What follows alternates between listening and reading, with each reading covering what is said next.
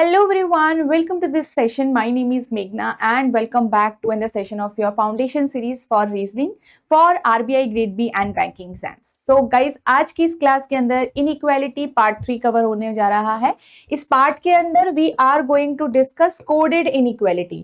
हम आज की इस क्लास के अंदर coded inequality डिस्कस करेंगे. ऑलरेडी सिंपल inequality हमने कवर किया था पार्ट 1 में एंड जो आइदर और का ऑप्शन था वो हमने पार्ट 2 में कवर किया था और आज आपका पार्ट 3 है.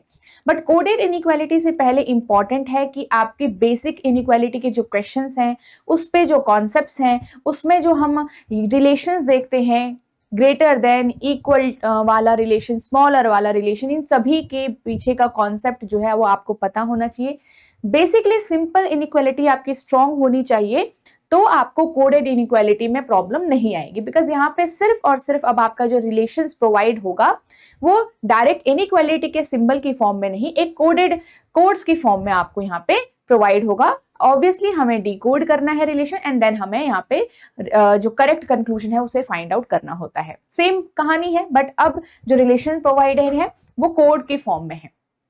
ओके सो आगे बढ़ने से पहले इंपॉर्टेंट इंफॉर्मेशन आप सभी के लिए. यहाँ पे बैंकिंग एग्जाम्स के लिए इंपॉर्टेंट आपका ये बैंकिंग महापैक रहेगा. आप अगर बैंकिंग एग्जाम्स में कोई भी टाइप का एग्जाम दे रहे हो, अगर क्लैरिकल एग्जाम दे रहे हो, suppose SBI clerk, IBPS clerk या आरआरबी क्लर्क या फिर पीओ के एग्जाम दे रहे हो तो ये बैंकिंग महापैक आपके लिए यूजफुल रहेगा. मेजर 6 एग्जाम्स के लिए आपको जितना भी इंपॉर्टेंट चीजें आपकी चाहिए हैं वो सारे ही डिलीवरेबल्स आपको इस कोर्स के अंदर अवेलेबल है. साथ ही आरबीआई ग्रेड बी का भी आपके इसके अंदर सारे चीजें इंपॉर्टेंट जो भी आपको एग्जाम की प्रिपरेशन के लिए चाहिए, फेज 1 एंड फेज 2 आपका इंक्लूड है इसके अंदर. एंड यहाँ पे आपके ये सारे ही डिलीवरेबल्स हैं. इसके साथ आप और भी डिटेल में इसके अंदर पढ़ सकते हो कि क्या क्या चीजें आपको अवेलेबल हैं, कैसे पढ़ाया गया है. उसके लिए आप डेमो लेक्चर्स देख सकते हो. इसी वीडियो के डिस्क्रिप्शन में आपको इसका लिंक मिल जाएगा और you can visit edutab.in website. ठीक है, सो चलिए आगे चलते हैं. We are going to discuss all these topics in our reasoning syllabus. ठीक है, तो ये आपके हर एक एग्जाम के लिए काफी इंपॉर्टेंट टॉपिक्स हैं गाइस. चाहे आप बैंकिंग के एग्जाम दे रहे हो, चाहे आप आरबीआई का एग्जाम दे रहे हो, इवन अगर आप कोई और रेगुलेटरी बॉडी एग्जाम दे रहे हो या फिर कोई इंश्योरेंस एग्जाम दे रहे हो तो ये वीडियो आपको हर एक उस एग्जाम के लिए यूजफुल रहेगा जहां पे इनइक्वालिटी के क्वेश्चंस आते हैं. ओके चलिए, सो We are going to start with coded inequality now. तो हम बिल्कुल जीरो से स्टार्ट कर रहे हैं. ये चीज ध्यान रखना कि मैं आपको बिल्कुल जीरो से सिखा रही हूँ कि that if you are a beginner तो आपने इससे पहले रीजनिंग के क्वेश्चन मान लो नहीं किए हैं तो इसको आप कैसे अप्रोच करोगे. अभी यहाँ पे क्या है कि जो इनइक्वालिटी का हमारा चैप्टर है हमने बेसिक्स तो कवर किया, उसमें डायरेक्टली रिलेशंस थे. तो जैसे मैंने आपको कहा था कि रिलेशन अब जो है वो कोड की फॉर्म में प्रोवाइड है. तो ये कोड का जो मीनिंग होता है ये भी इंस्ट्रक्शन के अंदर आपको एग्जाम में प्रोवाइड होता है. ये खुद नहीं बनाना होता है, ये ऑलरेडी गिवन होगा कि किस कोड का मीनिंग क्या सिंबल है, किस कोड का मीनिंग क्या साइन है, ये भी आप बोल सकते हो. ठीक है, तो यहाँ पे हम क्या करते हैं, हमारे पास दो मेथड होते हैं कि या तो हम क्या करें पूरी स्टेटमेंट को या कंक्लूजन को एक सिंपल वे में डिकोड कर दें, पूरी स्टेटमेंट और कंक्लूजन को दोबारा से लिख लें, या फिर एक होता है कि डायरेक्टली कोड के थ्रू ही अब आप आंसर करें. तो दोनों मेथड ठीक हैं बट यहाँ पे अगर डायरेक्टली आप करते हैं, डायरेक्ट कोड से आप आंसर फाइंड आउट करते हैं, चेक कर सकते हैं कंक्लूजन, तो यहाँ पे टाइम कम लगता है. ठीक है, मैं आपको यहाँ पे सजेस्ट करूंगी कि आप जो जल्दी हो सकता है प्रोसेस उसको करें. बिकॉज यहाँ पे बैंकिंग एग्जाम्स अगर हम बात करें तो स्पीड हमें अच्छी चाहिए होती है, राइट. हाँ, आरबीआई वाले में जो हमारा है उसमें इनइक्वालिटी, कोडेड इनइक्वालिटी के थोड़ा चांसेस कम रहता है कोडेड इनइक्वालिटी के. तो आप अगर यहाँ पे सोच रहे हैं कि सिंपल टाइप से करेंगे, डायरेक्ट स्टेटमेंट फॉर्म करेंगे और कंक्लूजन फॉर्म करेंगे, वो भी आप कर सकते हो. बट येस, यहाँ पे आपको मेथड सिखाया जाएगा.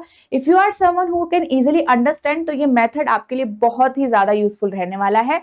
इससे आप बहुत अच्छे से क्वेश्चन को समझ पाओगे, सॉल्व कर पाओगे. ठीक है, तो अच्छे से समझेंगे जो हम यहाँ पे मेथड है डायरेक्टली क्वेश्चन के थ्रू, मतलब डायरेक्टली स्टेटमेंट के थ्रू, कोड्स के थ्रू आप क्वेश्चन को सॉल्व करो. ठीक है, सो हमें तो सबसे पहले जो ऐसा तो प्रोवाइड होगा ही होगा, राइट. अब इसको पहले डिकोड करना है. तो यहाँ पे आपको सारी ये पॉजिटिव इंफॉर्मेशन मिली हुई है. एग्जाम में जनरली ऐसा नहीं आता है बट हम थोड़ा बेसिक से कर रहे हैं तो पहले पॉजिटिव का डिकोड करेंगे एंड देन इसके बाद जो दूसरी इंस्ट्रक्शंस मिल सकती हैं उसको डिकोड करेंगे. ओके, सो हमारे पास यहाँ क्या लिखा हुआ है, डॉलर है, परसेंट है, ये वाला सिंबल है, ये वाला सिंबल, ये वाला, इन सभी का मीनिंग आपको यहाँ पे दिया हुआ है।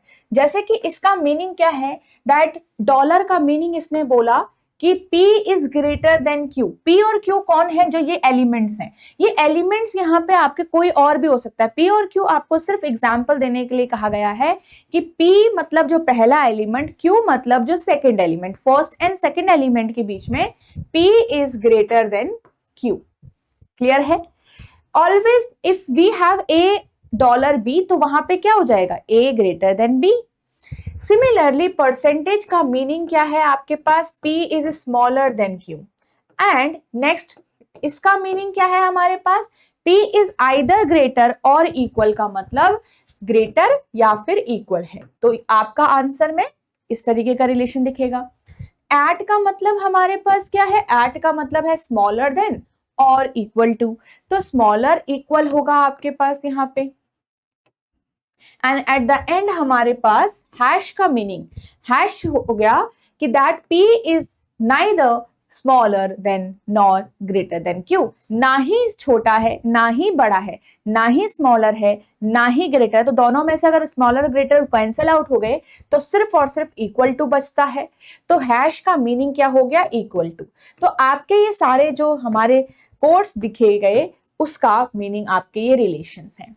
तो टोटल 5 रिलेशंस हमारे इनइक्वालिटी के हमेशा आपको इंस्ट्रक्शंस में ऐसे दिए हुए होंगे, राइट?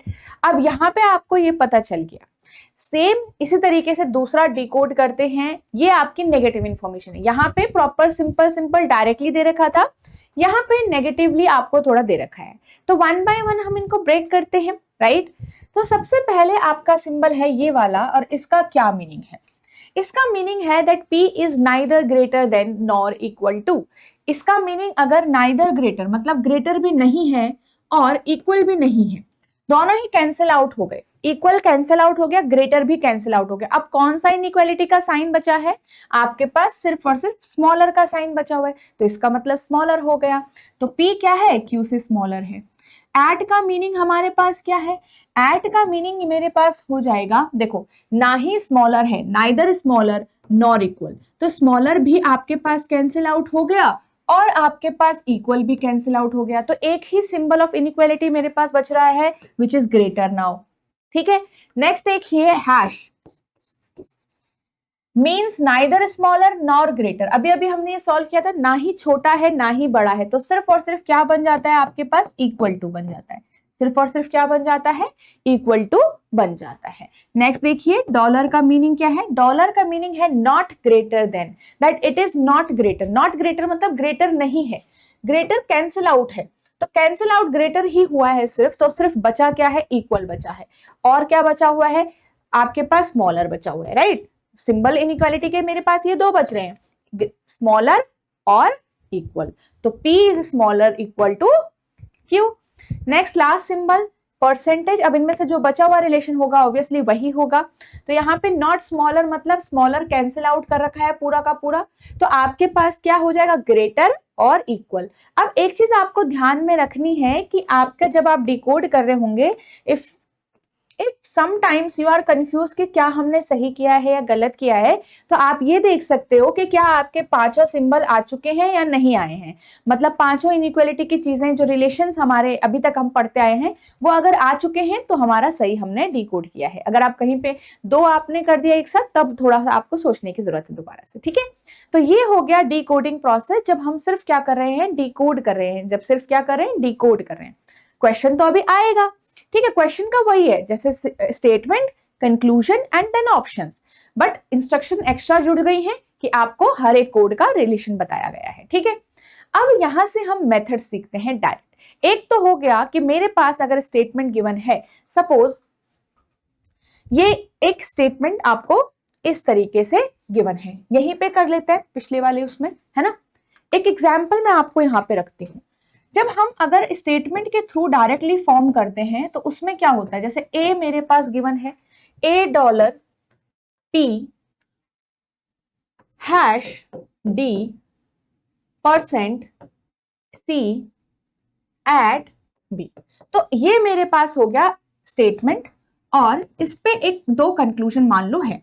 तो एक हो गया A% C और P ये वाला सिंबल और B। अब हमें ये नहीं चेक करना कि अभी ये गलत है या सही है, मैं सिर्फ आपको ये समझा रही हूं कि अगर ऐसे एग्जाम में क्वेश्चन मतलब ऐसा क्वेश्चन है हमारे, तो जब अगर सिंपल मेथड जब मैं डायरेक्टली यहाँ पे नहीं कर रही हूँ, मैं पहले इसको सिंप्लीफाई कर रही हूँ, तो हम कैसे करेंगे? आपको अपने नोटबुक में, क्योंकि वहां कंप्यूटर में तो लिख नहीं सकते आप, मैं तो लिख पा रही हूँ यहाँ पे डायरेक्टली, आप तो लिख नहीं सकते, तो आपको अपने रफ शीट में लिखना होगा।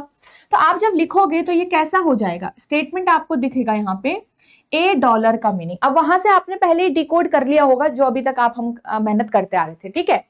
तो डॉलर का मीनिंग है ए स्मॉलर इक्वल, क्योंकि स्मॉलर इक्वल है ना इसका मीनिंग, तो ए पी के बीच में अगर ये है तो इसका मीनिंग है स्मॉलर इक्वल पी।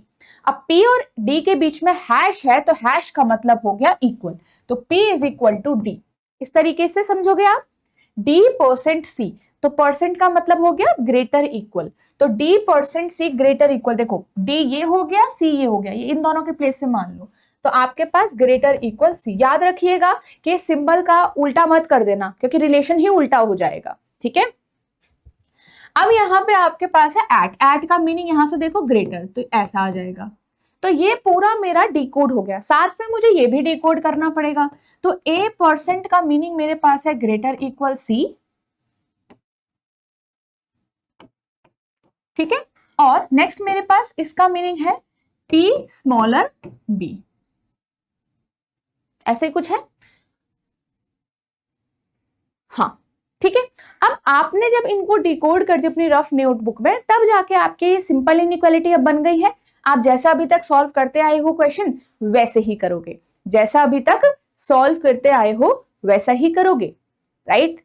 बट हमें थोड़ा सा यहाँ पे चीजों को सीखना है और फास्ट करना है और इजी बनाना है अपने लिए। तो यहाँ पे हम मेथड सीखेंगे कि डायरेक्टली कोड के थ्रू कैसे सॉल्व होता है। मतलब मैं अब ये फॉर्म नहीं करूंगी, मैं ये डायरेक्टली फॉर्म नहीं करने वाली हूं। यहां पे हम सीखने वाले हैं कि अगर मेरा स्टेटमेंट गिवन हो तो हम उसको कैसे डायरेक्टली करेंगे। चलो स्टार्ट करते हैं। तो यहाँ पे बेसिकली क्या होता है मैं पहले आपको सिखा देती हूँ। पहला हमारे पास इनइक्वालिटी का जो स्टेप्स थे जब सॉल्व कर रहे थे हम क्वेश्चन, मैंने आपको क्या सिखाया था, आपको हमेशा कंक्लूजन में देखना है, यही था, कंक्लूजन पे देखना है। तो स्टेप्स में क्या आ जाएगा, first look at the elements in conclusion, ठीक है। Then same look at those conclusion, sorry, those elements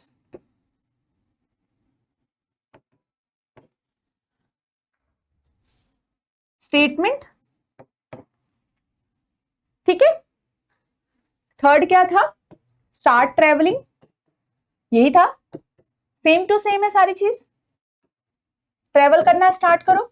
अब यहाँ पे चीज है कि उसमें हम सीखते थे कि जहां से डोर ओपन होगा वहीं से ट्रेवल करना है। अब यहाँ तो क्योंकि कोड है तो वहां डोर तो है नहीं, वहां पे सिंबल ग्रेटर स्मॉलर हमें डायरेक्टली पता तो है नहीं।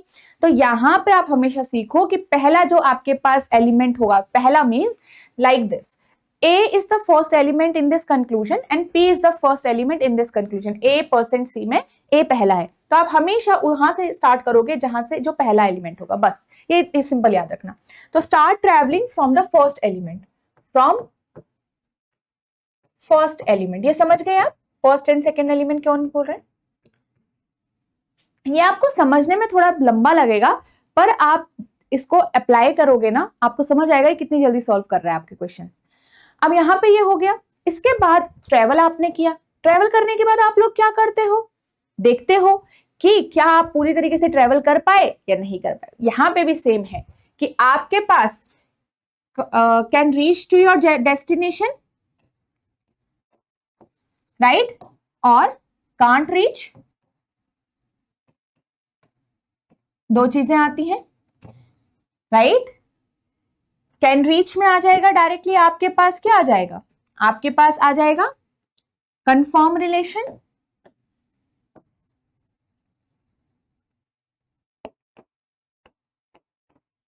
राइट, और इसमें क्या आ जाता है, नो रिलेशन। ये तो बस एक टर्म है, बाकी आप इससे भी याद रख सकते हो कैन रीच और can't reach to your destination. यही दो सिचुएशन थी। अब ये सिंपल, यहां देखो ये बहुत आसान बन जाता है।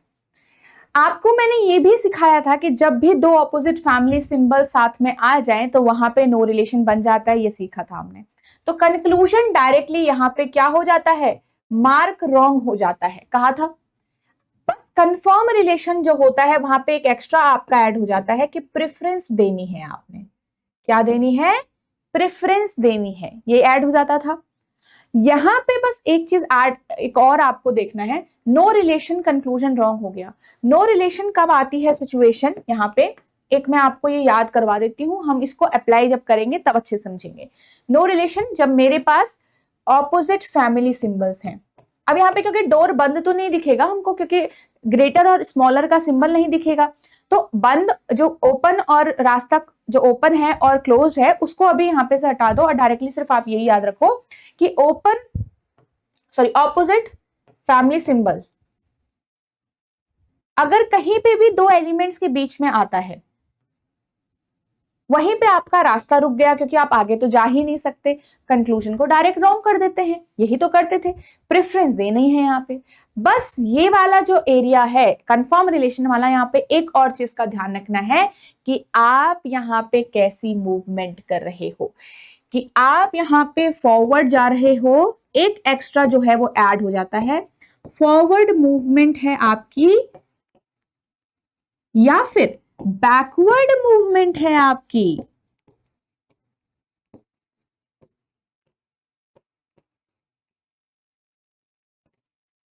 तो आपकी फॉरवर्ड मूवमेंट है या फिर बैकवर्ड मूवमेंट है, ये आपको देखना है।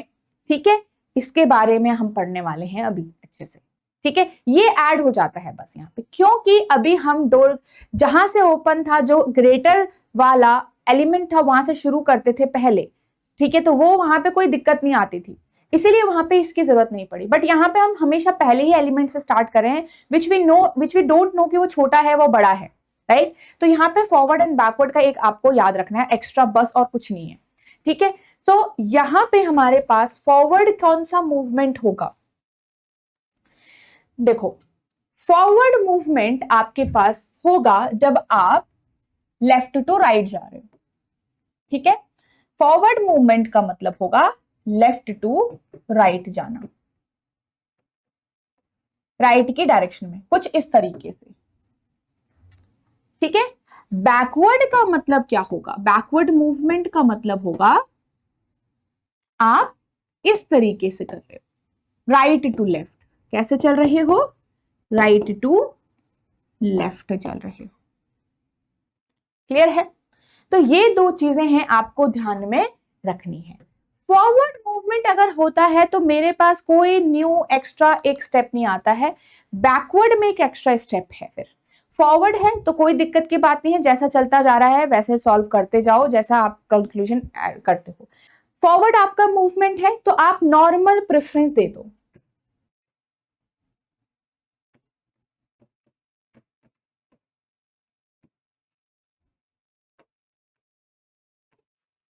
ठीक है, यहां पे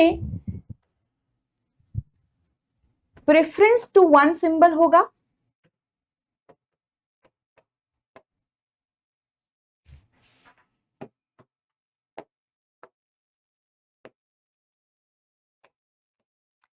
साथ में एक और स्टेप ऐड हो जाता है कि अब आपने आफ्टर प्रेफरेंस क्या करना है, क्योंकि एक ही सिंबल आ चुका है लास्ट में, उस एक सिंबल के ऑपोजिट सिंबल को वहां पे लिखना है।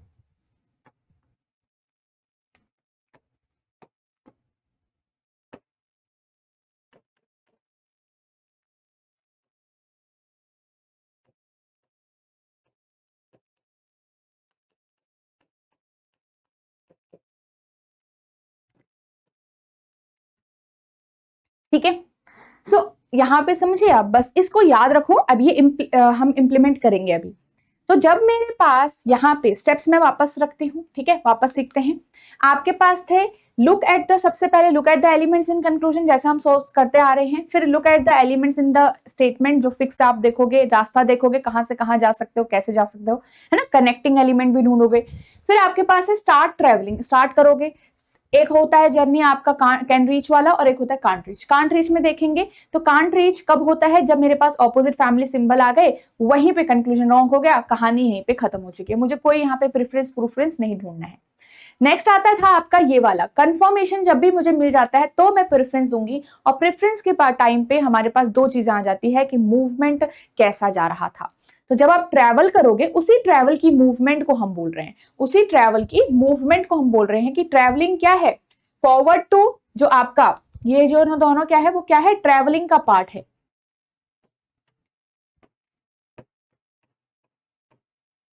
ठीक है, तो आपके पास ट्रैवलिंग अगर left to right forward direction में हो रही है तो you will end the process जहां पे प्रेफरेंस देना है, बस खत्म।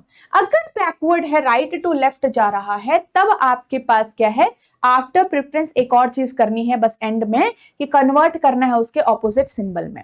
ठीक है, ऑपोजिट सिंबल क्या होगा उसका, ये भी हम बताएंगे, किसी का ऑपोजिट सिंबल कौन होगा ये भी बताएंगे। अब ये क्यों करते हैं ये सिखा देती हूँ मैं आपको। पहले ये क्यों हम कर रहे हैं, क्योंकि देखो अगर मेरे पास ए ग्रेटर सी है, ये मेरा रिलेशन क्या है, ए ग्रेटर सी का रिलेशन यहां पे है।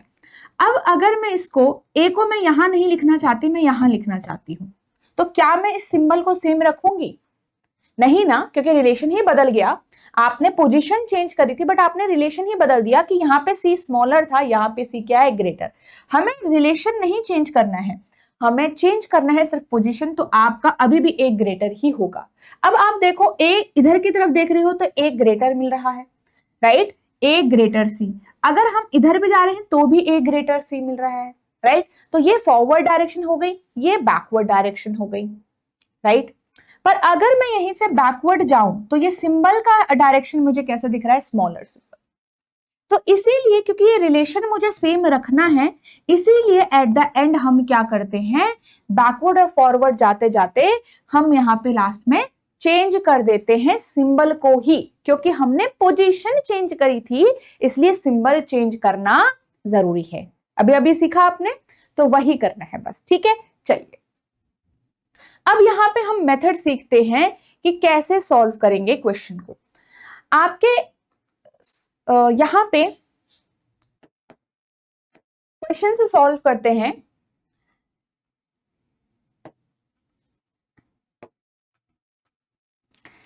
सो अगेन डिकोड करना पड़ेगा। एट का मीनिंग क्या है, यहाँ पे x is neither greater nor equal.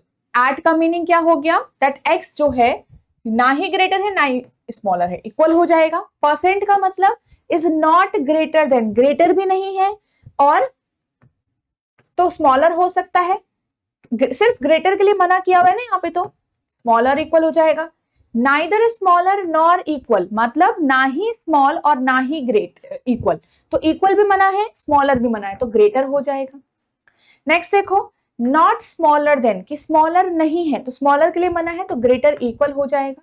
ना ही ग्रेटर ना ही इक्वल, तो इक्वल भी मना है और ग्रेटर भी मना है, तो स्मॉलर हो जाएगा। तो पांचों सिंबल्स आ चुके हैं मेरे इनइक्वालिटी के।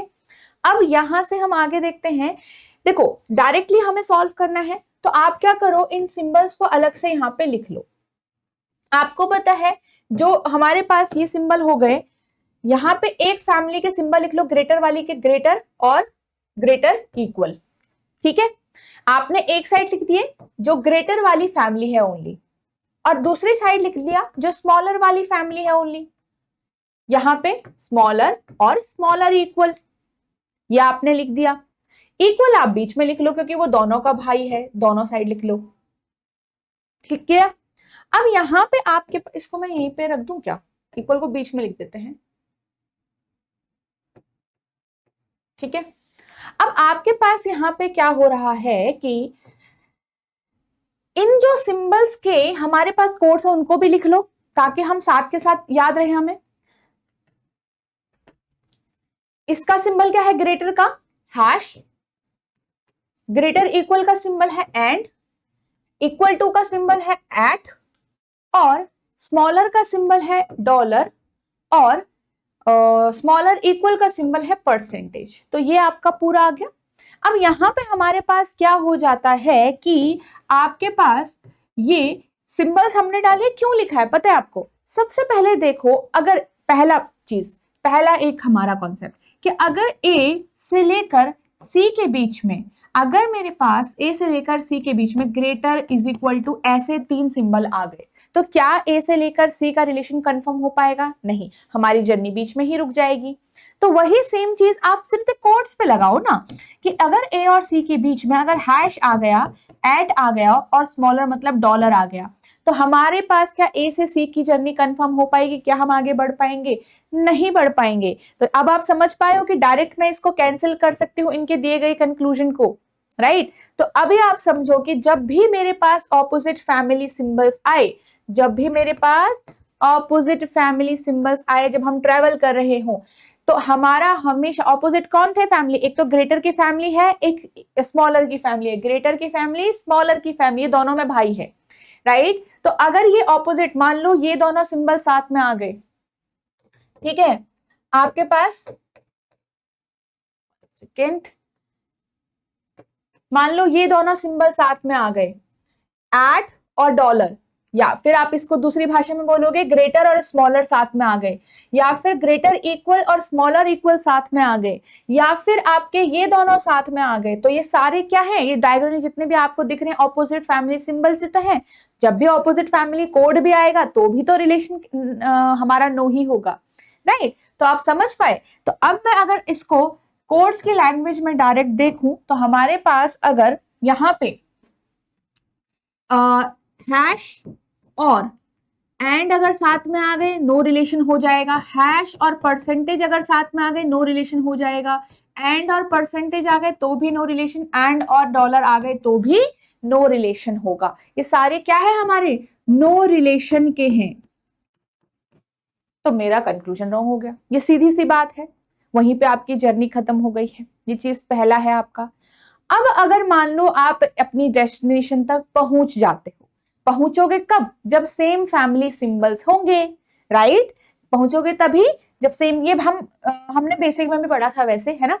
तो अगर आपके पास यही देखो, एक लाइन में अगर इक्वल ग्रेटर या ग्रेटर इक्वल आ रहा है तो आपका रिलेशन कंफर्म हो जाएगा। स्मॉलर इक्वल या स्मॉलर इक्वल आ रहा है तो आपका कंफर्मेशन हो जाएगा, राइट? तो यहाँ पे सेम चीज अब यहाँ अप्लाई करने वाले हैं। देखो वन बाय वन ध्यान से देखना। ए और डी है, ए से मुझे डी की तरफ जाना है with irrespective of the symbol. कौन सा आने वाला है यहाँ पे हमें नहीं पता, हम पहले एलिमेंट से दूसरे एलिमेंट की तरफ जा रहे हैं। तो ए से डी की तरफ आप जा रहे हो, जर्नी शुरू हो गई है। इस जर्नी के दौरान देखिए ए और डी के बीच में मेरे क्या क्या सिंबल आए हैं।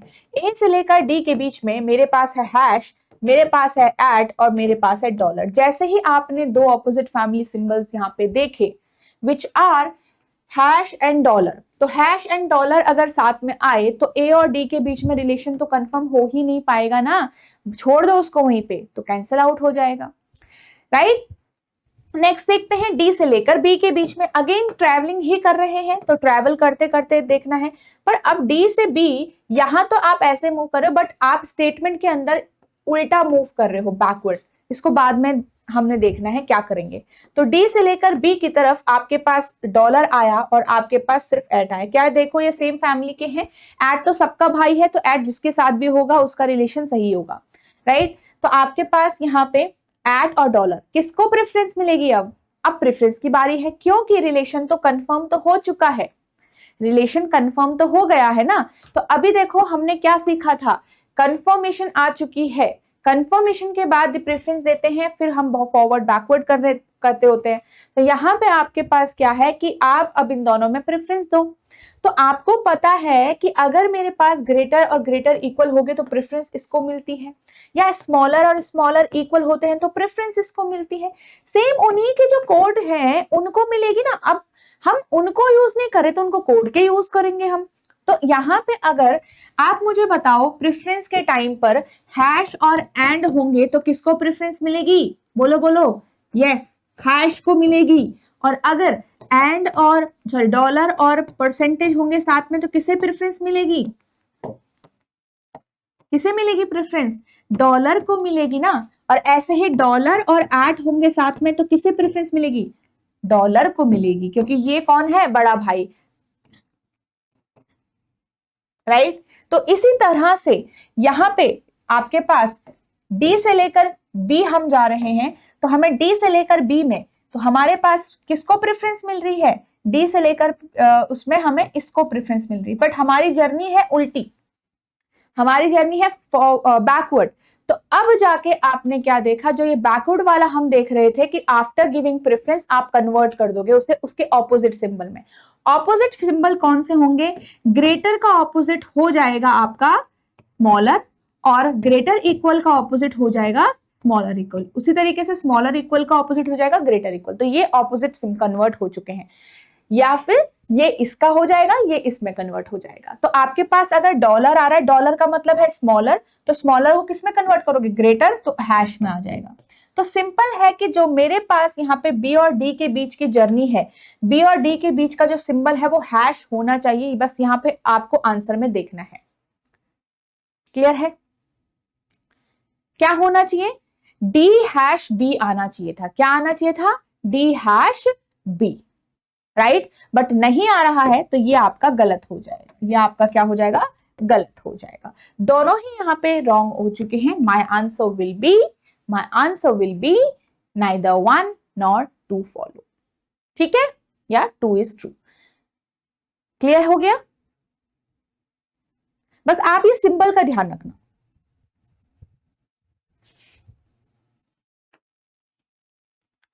आगे चलें, नेक्स्ट क्वेश्चन सेम टाइप से सॉल्व करेंगे और अच्छे से समझ में आएगा। इसी सेम डायग्राम को आप पीछे कॉपी कर दो जो हमने अभी यहां पे बनाया था। यहां पे था ग्रेटर इक्वल, स्मॉलर इक्वल। एक साइड स्मॉलर की फैमिली, एक साइड ग्रेटर की फैमिली, हैश और एंड, यहां पे एट का मतलब इक्वल, ठीक है, और डॉलर एंड परसेंटेज, यही था, राइट। अब आपके पास क्या है कि ई से लेकर पी की जर्नी है। ई से लेकर पी देखो कैसा है, तो ई से आप जी जाओगे, जी से आप पी जाओगे, फॉरवर्ड पूरा बैकवर्ड है। देखो इसको ऐसे बना सकते हो कि ई से आप एट जी देखोगे और जी से डायरेक्ट है तो जी हैश पी हो गया। पूरा स्टेटमेंट मैंने कंबाइन ही कर दिया, चलो, राइट। पर ये मेंटल कैलकुलेशन हो गया आपकी। आपने देखा कौन से दो सिंबल आ रहे हैं ई और पी के बीच में? आपके आ रहे हैं एट और हैश। तो एट तो सबका भाई है, तो इसमें प्रेफरेंस किसको मिलेगी? प्रेफरेंस मिलेगी हैश को एट द एंड। बट आप फॉरवर्ड जा रहे थे, तो फॉरवर्ड जाने के लिए आपको क्या करना पड़ेगा? लास्ट में जाके इसको इसके ऑपोजिट कोड में बदल दो, तो क्या हो जाएगा? डॉलर हो जाएगा। तो बस आप ये याद रखो कि ई और पी के बीच में ये बीच का सिंबल देखो बस। अब वहां पे डायरेक्शन मत देखना, क्योंकि हमने वो यहाँ पे कन्वर्ट कर दिया। मैंने सिखाया था ना कि हम क्यों कन्वर्ट कर रहे हैं ऑपोजिट में, क्योंकि वो डायरेक्शन की वजह से है ना। तो आप यहाँ पे ये मत देखना कि ई आगे लिखा है या पी पीछे लिखा है, वो मत देखो, सिर्फ ये सिंबल देखो लास्ट में। क्या डॉलर है? बिल्कुल है, तो ये करेक्ट आएगा। फॉर एग्जाम्पल अगर आपको नहीं भी संतुष्टि मिलती है तो ग्रेटर जी इक्वल ई, तो पी ग्रेटर ही आएगा at the end. P should be greater E. क्या यहाँ पे देखो पी ग्रेटर ई नहीं है? देखो इसको, इट इज लाइक दिस। तो पी ग्रेटर ई आ रहा है कि नहीं आ रहा है? रिलेशन सही होना चाहिए, भले ही पोजीशन एलिमेंट्स की अलग अलग हो, तो उस रिलेशन को सही करने के लिए ही हम कन्वर्ट करते हैं बाद में। क्लियर है? चलो, पी एट वाई, पी से वाई की तरफ आप कैसे जाओगे? यहाँ पे देखो, आपके डायरेक्ट जा सकते हो, पी से जी जाओगे, जी से ई जाओगे, ई से आप जाओगे वाई, डायरेक्ट जा सकते हो। पी से जी, जी से ई, ई से वाई जाओगे। अब इस पूरी जर्नी में देखो आपके पास कौन कौन से सिंबल आए हैं। इस पूरी जर्नी में पी हैश आया है, देन एट आया है, एंड आया है। पहले तो ये देखो कि कंफर्मेशन हो रही है, ट्रैवलिंग के दौरान ही देखोगे ना कि कंफर्मेशन है कि नहीं है। तो ऑपोजिट फैमिली के लिए देखो है क्या? एंड है, ये है, और ये तो सेम फैमिली के हैं, ये तो सबका भाई है, ये दोनों तो सेम फैमिली के हैं। तो यहाँ पे सेम फैमिली का मतलब है कंफर्मेशन हो गई। अब जाके आप यहाँ पे क्या करोगे? प्रेफरेंस दोगे। तो प्रेफरेंस जब आपने दिया तो आपके पास क्या मिला? आपको प्रेफरेंस आपने दिया तो आपका ये हो गया हैश एंड और डॉलर, किसको मिलेगी? हैश को। क्यों? क्योंकि ग्रेटर, ग्रेटर, इक्वल और इक्वल में प्रेफरेंस इसी को तो मिलती है, राइट? इसी को तो मिलती है। तो आपके आंसर में क्या आ जाएगा? आपके आंसर में आ जाएगा यहाँ पे ग्रेटर। तो मेरा आंसर हो जाएगा कि ये ठीक है, ये क्या है? करेक्ट है, क्योंकि हैश ही दिख रहा है मुझे, राइट? ओके, चलो। So answer will B both 1 and 2 follows. ठीक है, चलो अब इसके बाद एक नेक्स्ट है, उसे ट्राई कर लो। इसको ट्राई करो। सेम पहले तो ये डायग्राम कॉपी करो आप।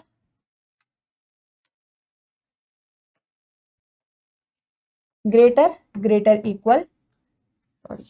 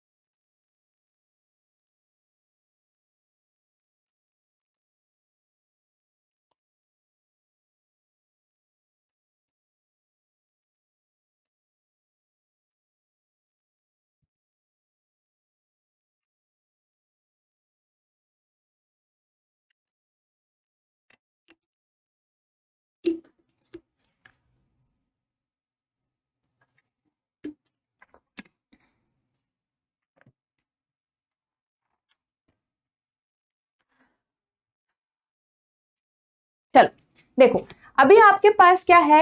m हैश k है। तो अब आप क्या करोगे? ऊपर स्टेटमेंट में देखो, m से k की तरफ आपको जाना है, तो कैसे जा सकते हो? इजीली ट्रेवल कर पा रहे हो आप, राइट?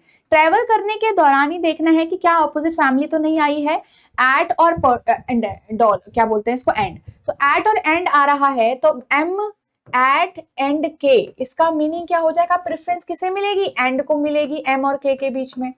अब इसका सिंपल मीनिंग है कि m और k के बीच में मुझे दिखना क्या चाहिए था? एंड दिखना चाहिए था, बिकॉज फॉरवर्ड ही जा रहे थे, तो एट द एंड चेंज भी कुछ नहीं आएगा। Simple, eight the and change भी कुछ नहीं आएगा। ठीक है, तो अब आपके पास एंड दिखना चाहिए। क्या एंड दिख रहा है m और k के बीच में? ना यहाँ एंड दिख रहा है, ना यहाँ एंड दिख रहा है। इसको छोड़ दो, मतलब यहीं पे कहानी खत्म हो गई।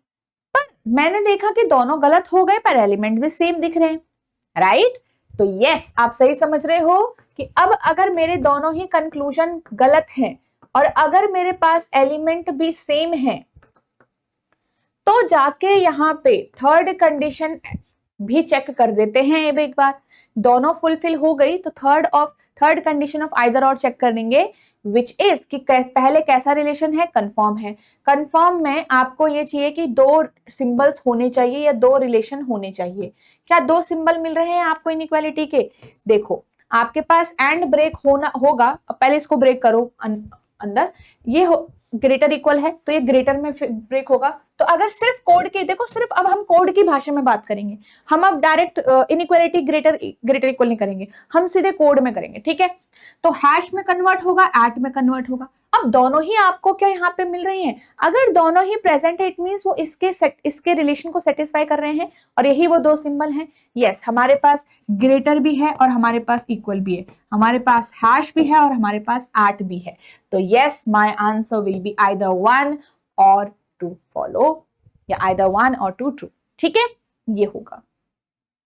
क्लियर है? सो आई होप ये आपको करेक्ट आ गया समझ में। एंड अब इसके बाद नेक्स्ट क्वेश्चन सॉल्व करेंगे। पूरा रिवाइज करो इसको, ये है आपका, इसको एक बार खुद से डिकोड करो, ट्राई करो।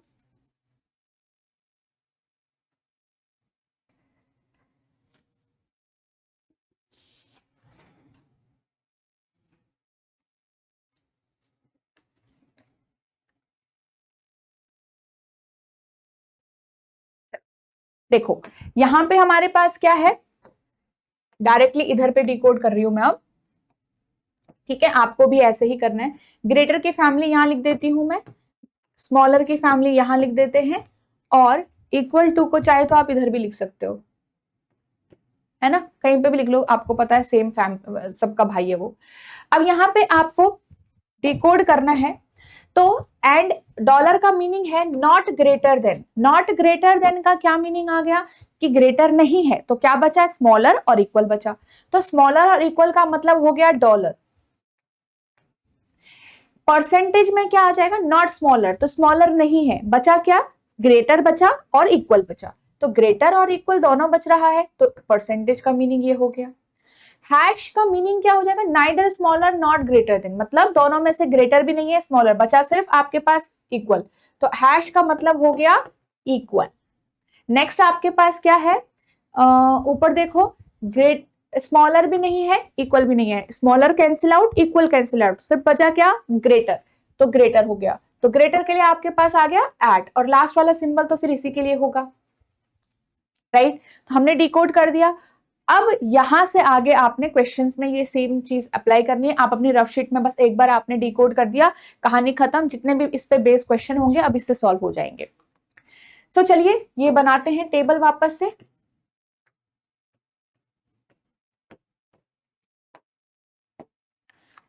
क्या था, एट और परसेंट, ठीक है, हैश का इक्वल था, और ये वाला सिंबल और ये वाला सिंबल, ठीक है। चलिए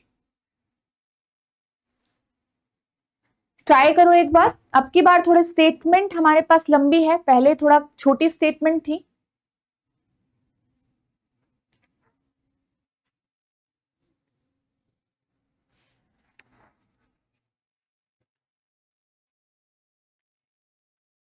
देखो सेम, जे से डब्ल्यू ट्रेवल करना है, देखो कहाँ है, ये रहा जे, ये रहा डब्ल्यू, कैसे पहुंचोगे, जे से एस, हाँ जे से एस जाओगे, एस से आप डब्ल्यू जाओगे, डब्ल्यू ये यस, यही होगा।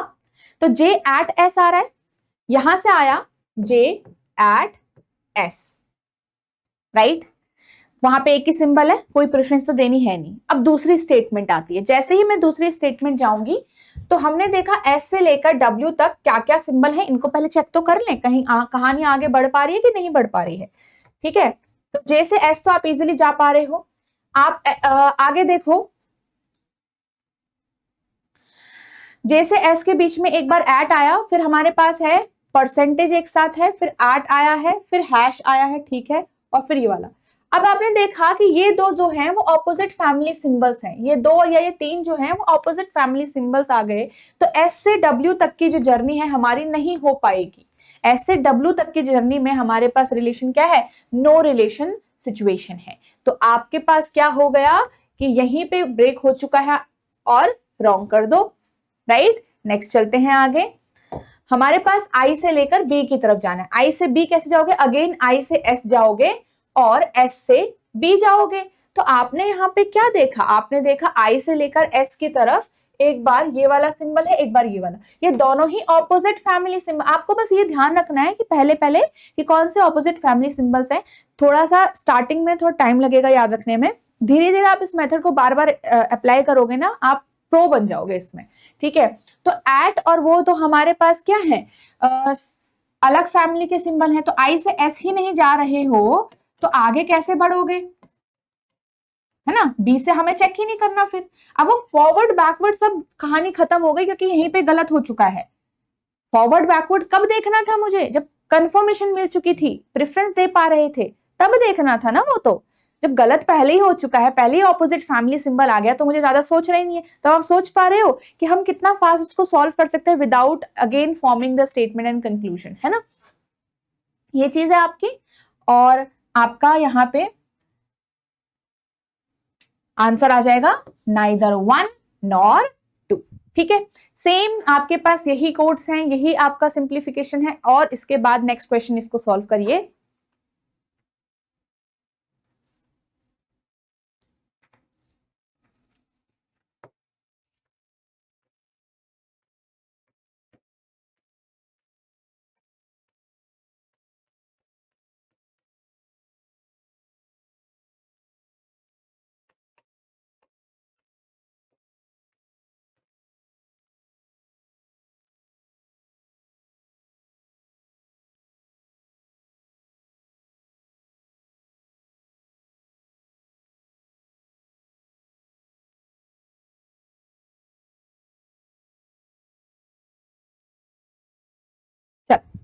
तो यहाँ पे हमारे पास क्या है, E% S आपके पास है। तो कहानी आपको फिर से देखनी पड़ेगी, E रहा, D रहा, D से फिर S कनेक्ट करना है। तो आप E से लेकर D की तरफ देखोगे, फिर D से लेकर S की तरफ देखोगे, यही होगा, राइट। तो पहले देख लो कि सेम फैमिली सिंबल है, 8 आ रहा है और डॉलर यहाँ पे ही कैंसिल आउट हो गया, ये दोनों तो ऑपोजिट फैमिली सिंबल है, ध्यान से देखो। तो ये दोनों ऑपोजिट फैमिली सिंबल है, यहीं से रास्ता बंद हो गया, कैंसिल आउट कर दो। क्लियर, सोचना ही नहीं पड़ा। नेक्स्ट देखो M और I, M से लेकर कहां जाओगे, आपके पास M और A, सॉरी M से लेकर D जाओगे ना, फिर D से A जाओगे। अब ये बैकवर्ड जर्नी है, आपको दोनों साइड दिख रहा होगा, ध्यान से देखना है इसके ऊपर, ठीक है। तो M से D, D से A जाओगे। तो जब M से D गए और एक ही सिंबल आ रहा है तो यहीं पे प्रेफरेंस दे दोगे। प्रेफरेंस तो अब किसको मिलेगी, एक ही ऑलरेडी सिंबल है तो दो तो चॉइस है ही नहीं। तो आपके पास यहां से क्या आया, परसेंटेज, और वहां से क्या आया, ऐड। तो आप क्या करते हो, दोनों को ऑपोजिट में करो, क्योंकि दोनों साइड आपकी बैकवर्ड जर्नी थी, दो अलग अलग स्टेटमेंट है ना, तो दोनों साइड बैकवर्ड जर्नी है। तो परसेंटेज का बन जाएगा ये $, और इसका बन जाएगा ये ऐड का क्या बन जाएगा, ये वाला सिंबल, राइट। जब हम पूरी ट्रैवलिंग के दौरान कंफर्मेशन भी मिल जाती है, परसेंटेज था और ऐड था, परसेंटेज और ऐड तो सेम फैमिली सिंबल है, राइट, क्योंकि हम सारी जर्नी क्या है हमारी सेम उसमें है। तो M से D, D से A, तो हमने क्या देखा, परसेंटेज ये आपके पास क्या हो गया, डॉलर में कन्वर्ट हो जाएगा ऑपोजिट वाले में, और ऐड उसके ऑपोजिट वाले में कन्वर्ट हो गया। अब लास्ट में ये आता है, इसको प्रेफरेंस दे दो। इन दोनों में प्रेफरेंस किसे मिलेगी, इन दोनों में देखो ध्यान से, इन दोनों में इसे मिलेगी। तो आपके पास M और A के बीच में ये वाला सिंबल आना है, बस ये ध्यान रखो आप। M और A के बीच में ये सिंबल दिख रहा है, यस, तो आपका सेकंड फॉलो आंसर में आएगा। क्लियर है, ठीक है। चलो अब और एक और क्वेश्चन सॉल्व करते हैं, इसको सॉल्व करिए। Again a little bit longer statement, थोड़ा ध्यान से सॉल्व करना इसको।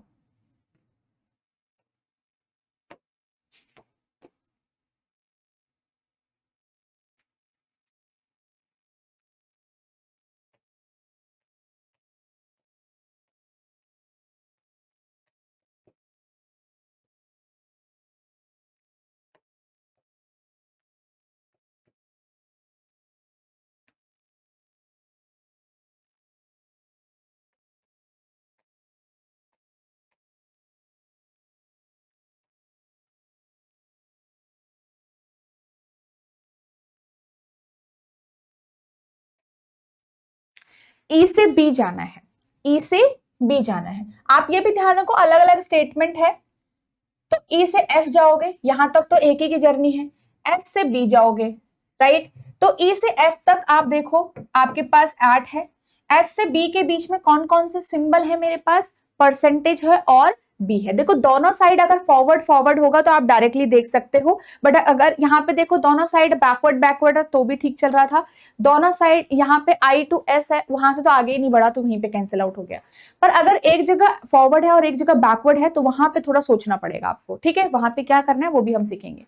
तो यहाँ पे देखो E to F जा रहे हैं, F to डायरेक्टली आपके पास परसेंटेज है और ऐड है। अगर दो ऑपोजिट डायरेक्शन होगी, एक साइड फॉरवर्ड एक साइड बैकवर्ड होगा, तब आप डायरेक्टली इन सिंबल्स को ऐसे नहीं लिखोगे, ठीक है, उसमें आपको अलग अलग प्रोसेस करना पड़ेगा पूरा। ओके, ये ध्यान रखना। अब देखो यहाँ पे आपके पास क्या है, परसेंटेज है, ऐड है, परसेंटेज है, ऐड है, सेम फैमिली सिंबल है, ऐड है, तो सेम फैमिली सिंबल आ गए तीनों की तीनों, कंफर्मेशन मिल गई है। ई से लेकर बी तक के लिए मेरे पास इन दोनों में किसको प्रेफरेंस मिलती है, 8 को ही मिलती है। तो ए और बी के बीच में मेरे पास 8 होना चाहिए यार, बिल्कुल होना चाहिए, राइट। ई क्या लिखा हुआ है, एफ जी और बी, ठीक है। तो आपके पास ये हो गया। नेक्स्ट देखो मेरे पास है बी से लेकर ए की तरफ, बी से लेकर ए की तरफ आपको जाना है। तो आपके पास बी से स्टार्ट करनी है जर्नी, तो बी से एफ जाओगे, फिर एफ से ए जाओगे, दोनों साइड बैकवर्ड है। देखो बी से लेकर ए जाओगे तो बी और एफ के बीच में 8 आ रहा है, परसेंटेज आ रहा है, और क्या क्या आ रहा है, एफ से आ रहा है 8 आ रहा है, हैश आ रहा है, हैश तो सबका ही भाई है। अगेन सेम फैमिली सिंबल्स है, कंफर्मेशन मिल गई। इन सब में किसको प्रेफरेंस मिलेगी? एट को मिलेगी। बट एट द एंड आप क्या कर रहे हो? बैकवर्ड जा रहे थे, बी टू ए जा रहे थे बैकवर्ड डायरेक्शन में। तो अब आप क्या करोगे? एट द एंड इसको कन्वर्ट करो इसी के ऑपोजिट सिंबल में, विच इज दिस वन। तो आपका यहां से डायरेक्टली ये हो रहा है। क्लियर? तो आपका आंसर क्या हो जाएगा? आंसर हो जाएगा कि ये करेक्ट है। मेरा आंसर में आएगा both 1 and 2 are correct. Both 1 and 2 are correct. वैसे भी हमें अगर थोड़ा सा आप नोटिस करते, यहां पे हैश का साइन था ई और ए के बीच में, तो जो रिलेशन बी का ई के साथ है वही सेम रिलेशन ए के साथ भी शो करेगा। हियर वी नो दैट कि E is greater than B, तो A should be greater than B also. यहां पे भी ए ग्रेटर बी ही है ये, राइट? चलिए नेक्स्ट क्वेश्चन आप सबके सामने, इसको ट्राई करो।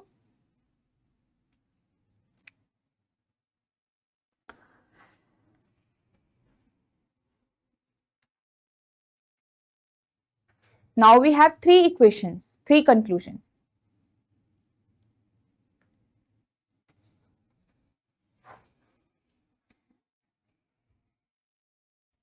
U to C जाना है। U to C आप जा रहे हो, तो U कहाँ गया मेरे पास? ये रहा, C ये रहा। कैसे जाओगे? पूरा जर्नी का देखो ना पहले। U से B जाओगे, इजिली जा सकते हो। U और B के बीच में हैश है, चलो यहां से तो हैश ही आ गया। यहां से B से उल्टा जा रहे हो C तक, तो उल्टा जा रहे हो ना, यहां से फॉरवर्ड था वहां से बैकवर्ड था, तो ये आपका हैश अलग से ही रहेगा। यहाँ कोई चेंज नहीं है। वहां से एक सिंगल सिंबल आप निकाल के रखो, लास्ट में प्रेफरेंस पूरा दे के रखो। यहां से भी पूरा देखो, एट और परसेंटेज एट। आपके पास क्या था? इसका और इसका हमारे पास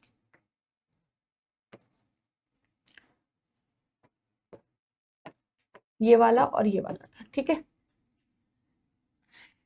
एट, परसेंटेज, ये वाला सिंबल और ये वाला सिंबल, यही तो, ठीक है। हैश का मतलब इक्वल टू। अब आपके पास यहाँ पे क्या है कि at, percent at, same family symbol है, कंफर्मेशन तो हो रहा है। आफ्टर कंफर्मेशन मुझे क्या देखना है कि प्रेफरेंस देना है। पहले तो इन दोनों में प्रेफरेंस मिलेगी एट को। आफ्टर द प्रेफरेंस देखो कि फॉरवर्ड है बैकवर्ड है, तो बैकवर्ड है। प्रेफरेंस देने के बाद मैंने सिखाया था, प्रेफरेंस देने के बाद इसको कन्वर्ट कर दो, एट को डायरेक्टली इसमें कन्वर्ट कर दो, राइट? अब यहां से देखो आगे, आपके पास ये वाला सिंबल है दोनों, इन दोनों में भी लास्ट में जाके प्रेफरेंस देनी पड़ेगी। तो आपकी प्रेफरेंस मिलेगी हैश और इस वाले सिंबल में इसको, तो यू और सी के बीच में ये करेक्ट है।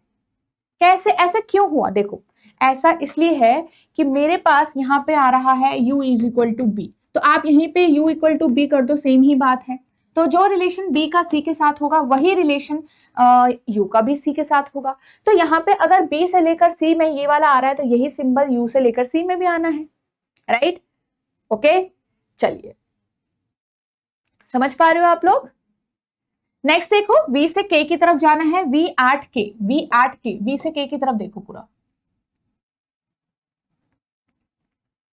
कैसे जाओगे? v से k, तो v से b जाओगे, b से k जाओगे, v और u, b और u इक्वल ही है।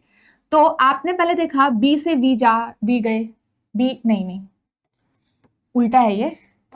v से b जाओगे और फिर b से k जाओगे, तो एक साइड फॉरवर्ड है, एक साइड बैकवर्ड है, दोनों अलग अलग देखो। अब हमारे पास यहाँ पे पहले b से k की तरफ देख लो, चलो जो भी आपका मन कर रहा है वो आप कर सकते हो।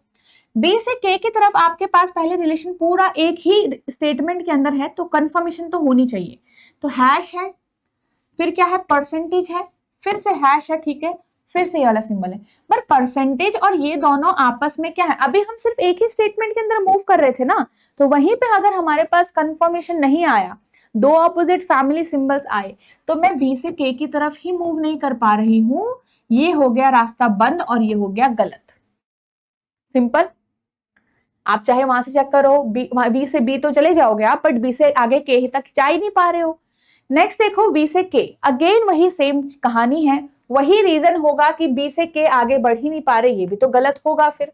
अब फिर आपने नोटिस किया कि मेरे पास अगर दोनों कंक्लूजन रॉन्ग हैं, सेम एलिमेंट भी हैं, ये दोनों मेरे पास हो चुके हैं, थर्ड वाला भी आएगा। फिर आपका थर्ड वाला मेरे पास क्या होगा कि कंफर्मेशन है कि नहीं है, तो कंफर्मेशन नहीं थी क्योंकि आपके पास ऑपोजिट फैमिली सिंबल जब भी आएगा तो नो रिलेशन सिचुएशन आ जाएगी। तो अब यहाँ पे मुझे 3 रिलेशंस ऑफ इनइक्वालिटी चाहिए होगा। क्या आपके पास 3 रिलेशन इनइक्वालिटी के हैं? Let's see.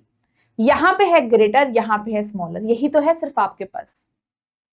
आपके पास एक बार है v ग्रेटर के, एक बार है v स्मॉलर के, हमारे पास v इक्वल टू के तो है ही नहीं, तीसरा तो गायब है, ये वाला फॉलो नहीं हो रहा, तो पूरा ही आइदर और नहीं अप्लाई होगा। तो मेरा आंसर सिर्फ और सिर्फ फर्स्ट ही ट्रू होगा। ओके गाइस, क्लियर है? सो आई होप आपको ये अच्छे से समझ में आ गया है।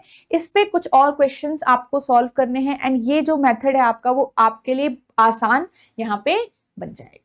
ठीक है, चलिए इस पे बेस्ड एक और क्वेश्चन है, इसको ट्राई करें।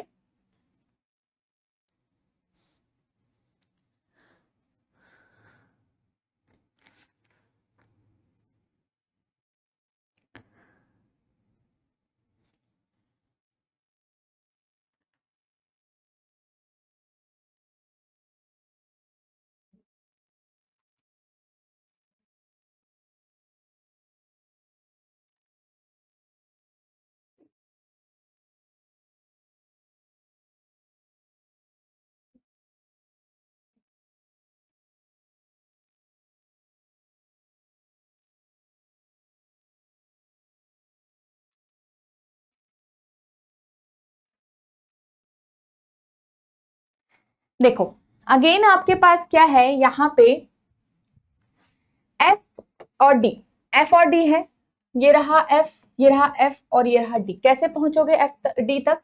एफ से सी जाओगे, सी से डी चले जाओगे। चलो तो एफ से सी की जर्नी देखो क्या है, मेरे पास ये वाले सिंबल्स थे,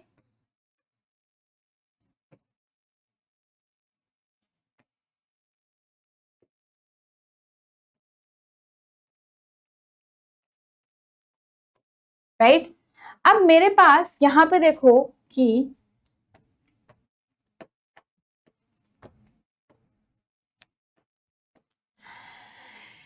कहाँ है, एफ से परसेंटेज और एट सेम फैमिली सिंबल है, और यहाँ पे सी और डी है। ठीक है, सी से डी की तरफ, तो सी से डी की तरफ तो आपका डॉलर आ जाएगा, पर वो फॉरवर्ड है, ये बैकवर्ड है। इसको पूरा सिंप्लीफाई कर दो, एफ से लेकर डी तक आपका कंफर्मेशन आ चुका है। एट और परसेंटेज में किसको प्रेफरेंस मिलेगी? एट को मिलेगी, बट हम बैकवर्ड जा रहे थे, तो इवन आफ्टर बैकवर्ड देखो, सबसे पहले ट्रेवल किया, ट्रेवल के बाद कंफर्मेशन देखा, आ गया कंफर्म, कंफर्मेशन के बाद एक प्रेफरेंस दिया, प्रेफरेंस भी आ गया, प्रेफरेंस के बाद बैकवर्ड देखा, बैकवर्ड आपने किया यहाँ पे ये, तो आपके पास बैकवर्ड एट का क्या बन जाएगा? ये सिंपल एट का उसका जो ऑपोजिट है वो क्या बन जाएगा? ये वाला, उसी के बिल्कुल सामने वाला। तो आपके पास ये आना चाहिए यहां से। ठीक है, यहां से क्या आ रहा है? सी और इससे आ रहा है डॉलर। सिंपल, ये जर्नी ये यहां से ये वाला सिंबल, यहां से ये वाला सिंबल, इन दोनों में भी किसको प्रेफरेंस मिलेगी? इन दोनों में देखो ध्यान से, करेक्ट आएगा। नेक्स्ट एच और डी, एच और डी, अब एच से लेकर वही सेम आई थिंक वही है, एफ से सी नहीं, एच से डी है ये, तो एच से एफ, एफ से सी और फिर सी से डी है भाई। तो आपके पास एफ से लेकर डी तक की जर्नी तो आपको पता है, और वैसे भी एफ से लेकर डी ऑलरेडी एक रिलेशन कंफर्म हो चुका है, तो थर्ड वाला तो चेक करने की जरूरत ही नहीं है, राइट? चलिए अब यहाँ पे देखो, मेरे पास वैसे ही कंक्लूजन में आपके पास सेकंड कहीं है, फर्स्ट एंड सेकंड साथ में नहीं है, फर्स्ट ही होगा फिर। ठीक है, फिर भी हम चेक कर लेते हैं। एच से लेकर एफ जाओगे तो एच से लेकर ये देखो, ये दोनों ऑपोजिट फैमिली सिंबल यहीं पे आ गया। अगर एच से लेकर एफ के बीच में ही ऑपोजिट फैमिली सिंबल है तो आगे के तो मेथड सारे गायब हो गए, ये भी गलत होगा। तो मेरा सिर्फ और सिर्फ A option will be the right answer, A option will be the right answer, right? चलिए ध्यान से देखो इस क्वेश्चन को। सो गाइस आई होप आपको ये बहुत अच्छे से समझ में आ गया है। इस पे बेस्ड मैं ये क्वेश्चन आपको होमवर्क से दे रही हूँ, ये वाला क्वेश्चन आपको होमवर्क से है। ठीक है, इसको सॉल्व करिएगा। इस पे बेस्ड जितने भी बाकी क्वेश्चन है इस पैराग्राफ के, we will solve in the next class in the inequality part 3 part 4 chapter. Okay, उसमें हम इस पूरे क्वेश्चन को और पूरा सॉल्व करेंगे, 9 to 12 है, बट ये आप एक बार होमवर्क से भी ट्राई जरूर करिएगा। So that's all for today's video guys. I hope आपको आज का सेशन भी अच्छा लगा होगा। We have started coded inequality, हमने इसमें समझा। आज के इस क्लास में आप थोड़ा सा लर्निंग पे ध्यान दीजिएगा, कैसे आप क्वेश्चन को सॉल्व करेंगे। स्पीड का अभी मत सोचना, ठीक है। स्पीड आपकी धीरे धीरे, जब आप इसको बार बार यूज करते रहोगे मेथड को, तब आपकी स्पीड भी आ जाएगी। अभी सिर्फ ये देखो कि आप सही से इस मेथड को अप्लाई कर पा रहे हो या नहीं कर पा रहे हो। स्टार्टिंग में मुश्किल जरूर आएगी, बट आपको समझ में आएगा कि ये मेथड हम क्यों सीख रहे हैं और इस मेथड को यूज करके हमारा टाइम कितना सेव होगा। ओके, चलिए। सो यहाँ पे गाइज आप ये कोर्स कंसीडर कर सकते हो। ये आपका कॉम्बो ऑफर है जो आपका बैंकिंग एग्जाम्स के लिए भी हेल्प करेगा और आरबीआई के एग्जाम के लिए भी आपको हेल्प करेगा। इसके अंदर आपके डिफरेंट डिफरेंट डिलीवरेबल्स जो इंपॉर्टेंट है एग्जाम के लिए वो अवेलेबल हैं। डिटेल में इसकी जो इन्फॉर्मेशन है वो आप इसी वीडियो के डिस्क्रिप्शन में जाओगे, आपको कोर्स का लिंक मिल जाएगा, वहां से देख सकते हो, या फिर you can directly visit the edutab.in website, वहां पे आप इसको देख सकते हो, ठीक है। वैलिडिटी भी आपकी डिफरेंट है, यहाँ पे आप चूज कर सकते हो अकॉर्डिंग टू यू। एंड यहाँ पे याद रखना कि अगर आप एक बिगिनर हो तो आपके लिए कोर्स काफी यूजफुल रहने वाला है। और डिफरेंट डिफरेंट टेस्ट आपको यहाँ पे मिलेंगे if you want to practise only, तो वो भी आपको यहाँ पे अवेलेबल रहेगा, ठीक है। चलिए, so we will meet in the next part guys. Thank you so much.